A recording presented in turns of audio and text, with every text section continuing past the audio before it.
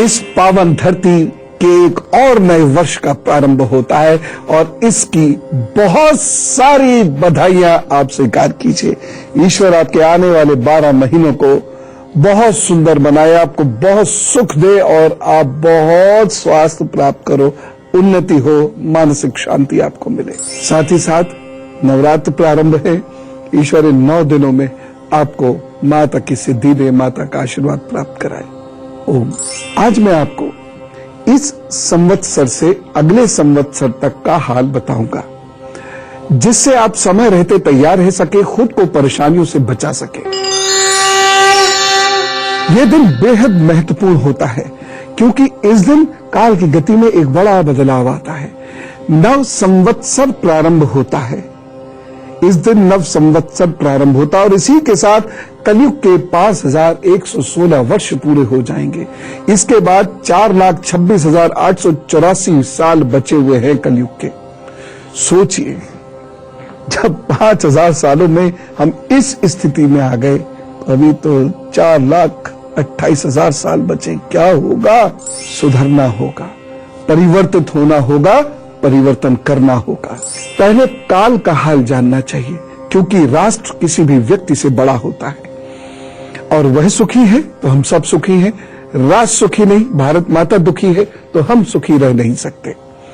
इस साल अगस्त तक थोड़ी राजनीतिक उथल पुथल रहेगी क्या, बल्कि बढ़ेगी। विकास कार्यों में बाधाएं आएंगी, नीतियों में परिवर्तन होंगे। जो लोग लंबी प्लानिंग बनाकर धैर्यपूर्वक चलेंगे तथा समय अनुसार जप दान आदि करते रहेंगे, वह लोग अपनी मेहनत के बल पर प्रभु कृपा से आगे बढ़ते रहेंगे, लाभ कमा सकते हैं। परंतु सरकार सहित दूसरों पर निर्भर रहने वाले लोगों की हानि होगी। विकास कम जरूर होंगे परंतु थोड़े थोड़े बढ़ते रहेंगे। हाँ, उस गति से नहीं बढ़ेगा विकास कार्य जो आप लोग सोचकर बैठे हैं। बहुत बाधाओं के साथ चीजें थोड़ी सी चलेंगी। एक चीज का ध्यान रखिएगा, अनाज, दवा, डीजल, पेट्रोल, गैस आदि के दाम बढ़ेंगे। मई तक राजनीतिक और नीतिगत उथल पुथल के कारण शेयर मार्केट पर कम से कम 3 बार नकारात्मक असर पड़ेगा। भाग्य वाले लोग ही धन कमा पाएंगे। कालाबाजारी बढ़ सकती है। फसल पर यह देश बहुत आधारित रहता है, इसलिए मैं फसल की बात जरूर करता हूं। इस संवत्सर में सामान्य भाग्य वाले लोग ही धन कमा पाएंगे। कालाबाजारी बढ़ सकती है। फसल पर यह देश बहुत आधारित रहता है, इसलिए मैं फसल की बात जरूर करता हूं। इस संवत्सर में सामान्य फसल नहीं होगी, कमजोर फसल होगी, हानि होगी। दूध की सप्लाई भी कम होगी, जिससे दूध महंगा हो सकता है। स्वास्थ्य के बारे में जानना बहुत जरूरी है। आने वाले 13 महीनों में पशु और पक्षियों जनित रोग बढ़ेंगे। मच्छरों की वजह से रोग ऐसा होगा जिससे अनेक लोगों की जान भी जाएगी। शरीर की मसल्स, मस्तिष्क, नर्वस सिस्टम प्रभावित करने वाले वायरस डेवलप होंगे और उसकी वजह से हम लोग परेशान होंगे। हम में से कई लोगों को जान से भी हाथ धोना पड़ सकता है। अगली मार्च से पहले कुछ प्रसिद्ध हस्तियां जो राजनीति में हैं, वो हमारे साथ नहीं हो पाएंगी। यानी ईश्वर का बुलावा कुछ प्रसिद्ध राजनीतिक हस्तियों को लगता है इस प्रकार के संवत्सर में। इस सितंबर से चोरी, अग्निकांड, आतंकवादी घटनाएं बहुत तेजी से बढ़ेंगी। बहुत ध्यान रखना होगा। इन्हें रोका जा सकता है, सतर्कता से रोका जा सकता है। रोकते भी हमारे जवान सिपाही, ऐसा नहीं, अन्यथा तो न जाने क्या होता। राजनीतिक दलों में फूट होगी। सीमाओं पर अब से समस्या बढ़नी शुरू हो जाएगी। अब से समझ लीजिए, आज से ही समस्या बढ़नी शुरू हो जाएगी। दैवीय आपदा के योग बनते हैं 12 महीनों में।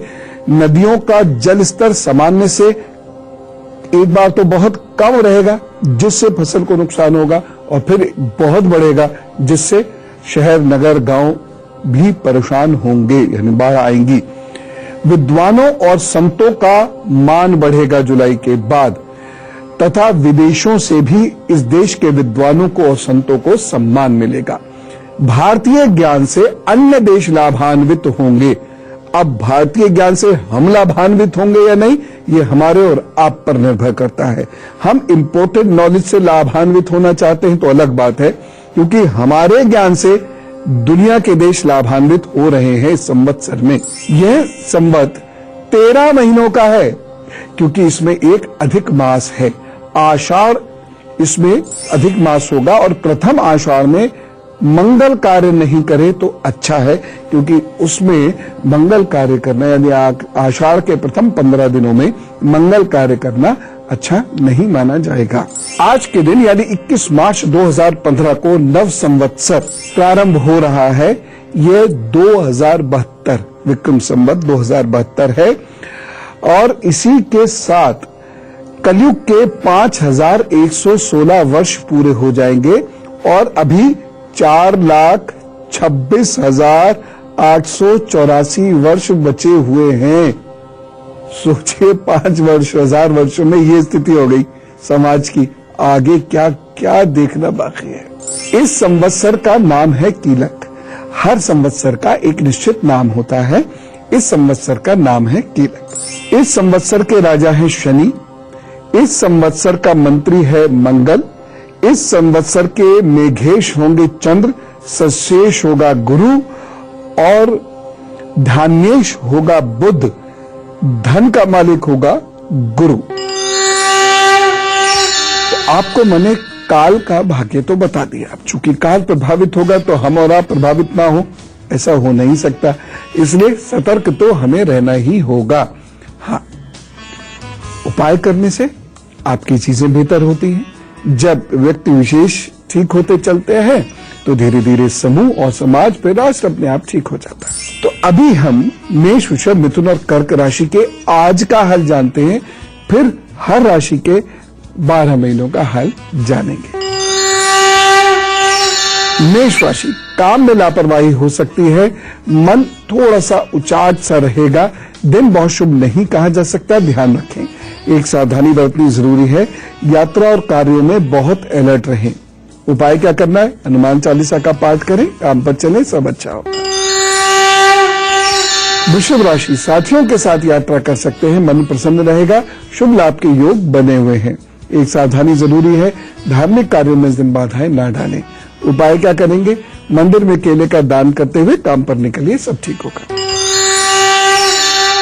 मिथुन राशि, योजनाबद्ध तरीके से कार्य करेंगे, अधिकारी का सहयोग आपको प्राप्त होगा। एक सावधानी जरूरी है, दूर के रिश्तेदार या मित्र से थोड़ा सजग रहें। उपाय क्या करना है? हरा रुमाल अपने पास रखिएगा या हरे वस्त्र पहनिएगा। कर्क राशि, मन में बेचैनी रहेगी तथा किसी शंका से आप ग्रसित हो सकते हैं। सावधानी जरूरी है, सरकारी नियमों को नहीं तोड़े, आप बहुत नियमबद्ध होकर चले, अन्यथा परेशान होंगे। उपाय क्या करना है? इस दिन को बेहतर करने के लिए गरीबों को सरसों के तेल का दान कीजिएगा। और अब मेष राशि से कन्या राशि तक सबका साल भर का हालचाल। पहली बात तो नव संवत्सर की बहुत सारी बधाइयां, शुभकामनाएं, और अब आपका हालचाल, और ये मत कहना बताया नहीं था, इसलिए अच्छे से नोट करिए। मेष राशि, दुश्मनी बढ़ेगी, परिवार में कलह बढ़ सकती है, जुलाई के बाद मंगल कार्य भी होगा, इसलिए सब कुछ नेगेटिव नहीं है। वृषभ राशि, हेल्थ का ध्यान देना बहुत जरूरी है, जुलाई तक कोई सफलता जरूर मिलेगी। मिथुन राशि, रुके हुए काम बनते नजर आ रहे हैं, विरोधियों से कुछ परेशानी हो सकती है। कर्क राशि, जुलाई तक कोई लाभ आपको मिलेगा, विवाद पैदा हो सकते हैं, विकारों से बचना होगा।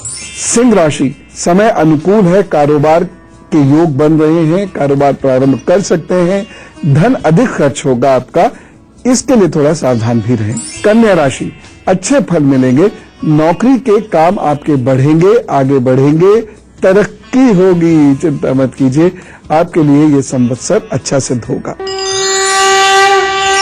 और 4 लोग खड़े हैं, सिंह, कन्या, तुला और वृश्चिक। चलिए इनके दिन की प्लानिंग बता देते हैं, फिर आगे बढ़ेंगे। सिंह राशि, आज मन में थोड़ी सी बेचैनी रहेगी, ससुराल यदि है तो ससुराल पक्ष से वैचारिक असमानता हो सकती है। सावधानी क्या रखनी है? विशेष निर्णय मत लीजिएगा। उपाय क्या करेंगे? आदित्य हृदय स्तोत्र का पाठ 3 बार कीजिए, अच्छा होगा। कन्या राशि, सुख की वृद्धि होती हुई दिख रही है, रुका हुआ धन आ सकता है, सावधानी, भाइयों से ना झगड़े तो अच्छा है। उपाय क्या करेंगे? मजदूरों को मसालों का दान कीजिए, काम पर चलिए, अच्छा होगा।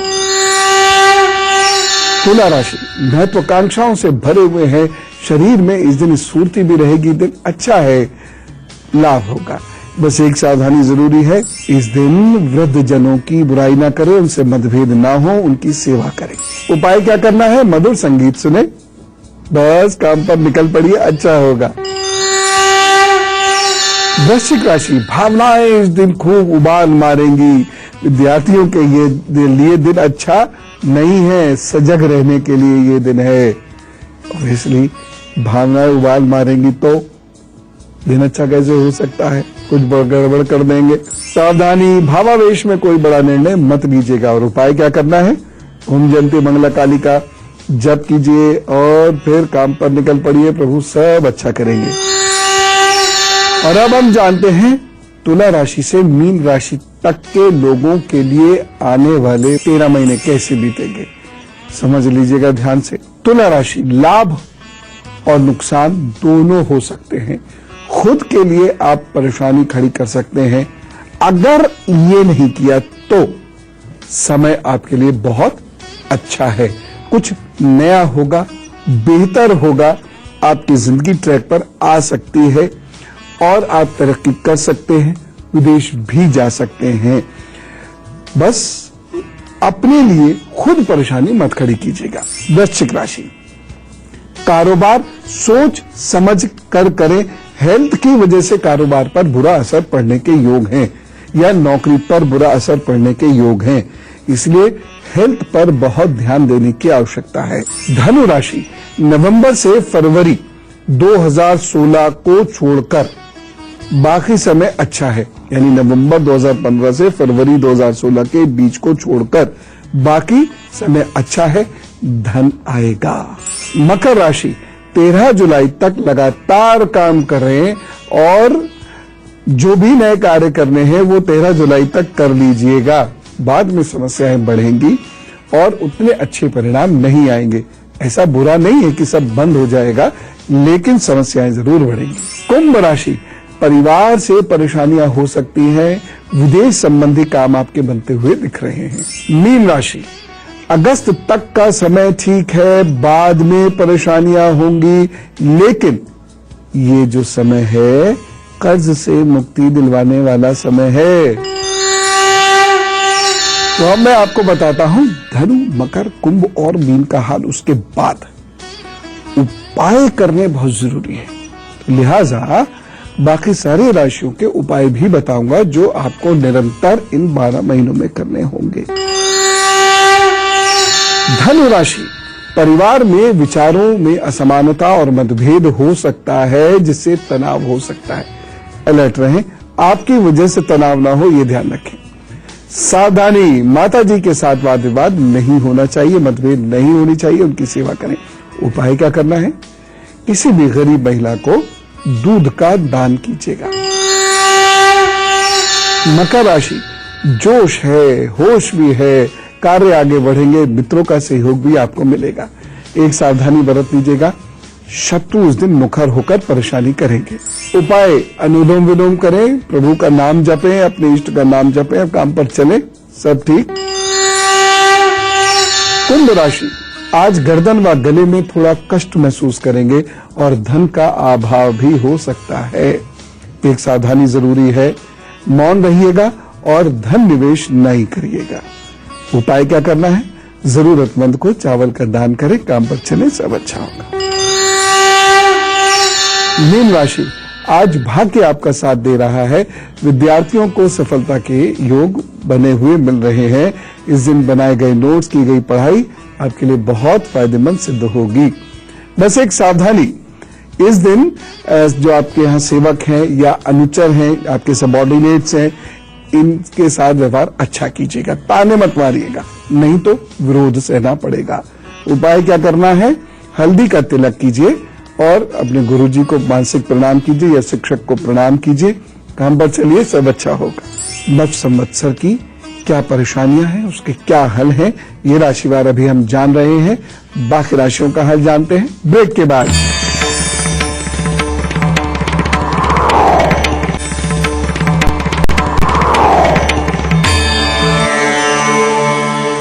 स्वागत है ब्रेक के बाद और चलिए नव संवत्सर में कौन सी राशि क्या पाने जा रही है, क्या खोने जा रही है, ये जानते हैं। अभी मैंने आपको उपाय बताने, लेकिन हम में से कुछ लोगों का जन्मदिन है तो विश यू हैप्पी बर्थडे। भाई आपके आगे आने वाले 12 महीनों का हाल और इसे ही समझे मेरा उपहार। आपके आगे आने वाले 12 महीने अच्छे हैं, सफलता मिलना निश्चित है, परंतु संघर्ष है। नया व्यापार प्रारंभ हो सकता है। परिवार के मामलों में बहुत धैर्य रखिएगा, नहीं तो झगड़ा होगा। भावनात्मक समस्याएं हो सकती हैं। प्रेम संबंधों में परेशानी होगी। शत्रु पक्ष पर प्रभावपूर्ण सफलता मिलेगी। विद्यार्थियों तथा नौकरी पेशा लोगों की उन्नति होगी। उपाय क्या करने हैं? बहुत प्रेम से बोलना सीखना होगा। तांबे और अनाज का दान रविवार को जरूर कीजिएगा, बाकी सब अच्छा होगा। चलिए अब सुख दुख बांटते हैं और यदि आपको कुछ पूछना है तो भेज दीजिएगा goodluck@tvnewsindia.com। बस एक लाइन में सिर्फ समस्या भर लिख दीजिएगा, हम आपको खुद संपर्क कर लेंगे आपकी समस्या को देखकर। बाकी जो भी लोग यह समस्या भेजे, प्रभु उनकी समस्या तुरंत सुनकर उसका समाधान कर दे। ओम। परिका जी हमारे साथ हैं दिल्ली से। राम राम परिका जी। राम राम गुरु जी। 18 सितंबर 1982 और समय है 12:20 AM और place of birth new Delhi. मेरी शादी हुई थी पिछले साल फरवरी 2014 में और 4 महीने बाद मेरी मदर इन लॉ की डेथ हो गई थी। तो उसके बाद से सब लोग मेरे से नफरत करने लगे और जुलाई में अबॉर्शन के बाद मैं अपने घर आ गई थी। अरे और अब मतलब हालात इतने खराब हो गए कि मतलब मुझे डिवोर्स एग्रीमेंट पे साइन हो गए। तो मतलब मेरी कुंडली में क्या डिवोर्स का योग है। अगस्त 2016 से आपके जीवन का अच्छा समय शुरू होगा। मुझे लगता है कि डिवोर्स रोकना बहुत कठिन होगा, फिर भी हिम्मत नहीं हारेंगे, एक काम करेंगे। हाँ जी। शुक्रवार को साबूदाने की खीर बनाकर आपको गरीब बच्चियों को बांटनी है जिनकी उम्र 8 वर्ष से कम है। दूसरी चीज, आपके भगवान विष्णु जी ईष्ट हैं। ओम नारायण नमो नमः, इसका आपको नियमित रूप से जप करना है। यही 2 आप उपाय करिए और ईश्वर की कृपा आप पे जरूर होगी बेटे, और हिम्मत नहीं हारना। हाँ, और अगस्त 2016 के बाद का समय निश्चित रूप से अच्छा है। हारिए न हिम्मत, बिसारिए न नाम। और अब मंत्र। देखिए, परेशानियां अपनी जगह है, उपाय अपनी जगह, इसलिए उपायों पर ध्यान जरूर दीजिएगा। मेष राशि के लिए है ओम हं हनुमंताय नमः का जप करना। बस रोज कीजिए, कितनी भी बार कीजिए। अब बहुत ज्यादा फॉर्मेलिटीज में मत पड़िए, कितनी बार करूं, ऐसे बैठ के करूं, फलाना बैठ के करूं, मुंह किधर होना चाहिए, माला कौन सी होनी चाहिए, आसन किस रंग का होना चाहिए। अरे बस कह दिया ना, जप करो, अब करो, सारे दिन रात करो। वृषभ राशि, मंदिर अवश्य जाएं, रोजाना जाएं। मिथुन राशि, ओम बम बुद्धाय नमः का रोजाना जप कीजिएगा। कर्क राशि, गुरु और गाय की सेवा अवश्य कीजिएगा और हो सके तो गुरु को शुक्ल पक्ष के बृहस्पतिवार के दिन वस्त्र यदा कदा देते रहिएगा। सिंह राशि, हनुमान जी की पूजा या राम रक्षा स्तोत्र का पाठ किया करें। कन्या राशि, गले में स्वास्तिक का चिन्ह पहन लीजिएगा। तुला राशि, छोटी कन्याओं को कोई एक दिन फिक्स कर लीजिए, उसमें 1 कन्या हो या 10 हो, वो आपकी मर्जी है। उनको भोजन दिया करें और भोजन में पीले चावल या हल्दी चावल जरूर दें। अगर पका नहीं सकते तो हल्दी अलग, चावल अलग कर दें। वृश्चिक राशि, भाग्य वृद्धि के लिए मां को चांदी के आभूषण दें, किसी भी दिन दे दीजिएगा। धनु राशि, ओम ब्रह्म बृहस्पताय नमः का जप किया करें। मकर राशि, तेल, बादाम व नारियल हर बृहस्पतिवार को या तो बहते हुए पानी में प्रवाहित करें या फिर किसी मजदूर को दान में दें। मजदूर को ही दान में देना चाहिए, कायदा तो ये कहता है। बहा भी देंगे तो किसके काम आएगा। कुंभ राशि, किसी गरीब को काले कंबल का गुप्त दान किया करें। और मीन राशि, आपको प्याऊ लगवानी है, छोटी बड़ी या आप जाने, चाहे वो प्याऊ हो या वो कहीं किसी सार्वजनिक स्थान, आश्रम मंदिर में पानी का मोटर हो, चाहे कहीं अगर धन नहीं है तो घड़ाई रखवा दीजिए कहीं। इस प्रकार से कोई काम आपको अवश्य करना है। कल का एजेंडा, मां को प्रणाम करेंगे। उसके बाद मैं ये आपको बताऊंगा कि आपकी राशि के अनुसार किस दिशा में जाना आपके लिए भाग्योदय का कारक बनेगा, यानी किस दिशा में आपका भाग्योदय हो सकता है। आज ध्यान का दिन है। माता की पूजा बेहद सादगी से कीजिएगा। उपवास अवश्य रखिएगा। उपवास में कम से कम खाइएगा और अधिक से अधिक इस दिन ध्यान कीजिएगा। ये शक्ति का पुंज है, धरती के उदय का स्रोत है, हम आप सब के उदय का स्रोत है मां। कोई भी परेशानी हो, आज बैठिए उनके सामने, याद कीजिए उन्हें, क्षमा मांगिए दुष्कर्मों के लिए और साधना कीजिए। दरअसल जागरण तो यही है।